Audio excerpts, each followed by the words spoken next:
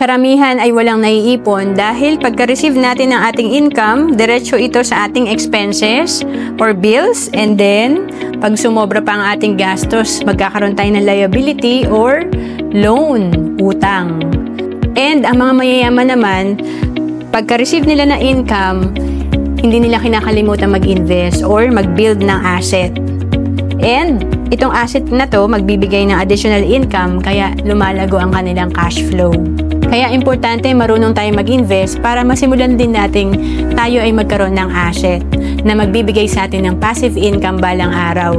Kagaya nito na kung nakakapag-ipon ka ng 10,000 per month, kung ikaw ay nagsisave lang sa bank, ito ay nasa 2.4 million lang after 20 years. Pero pag ikaw ay marunong mag-invest, kagaya ng kumikita ng 12% per year, ito ay nasa 8.65 million after 20 years. Ang laki ng difference, 2.46 million versus 8.65 million sa investment.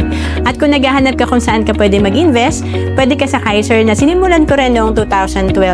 Sa Kaiser, tatlo na meron ka: investment, healthcare, at life insurance. At pwede kang mag-apply online kung OFW ka. To know more about Kaiser, message mo lang ako sa FB, Roanne Celis Capistrano.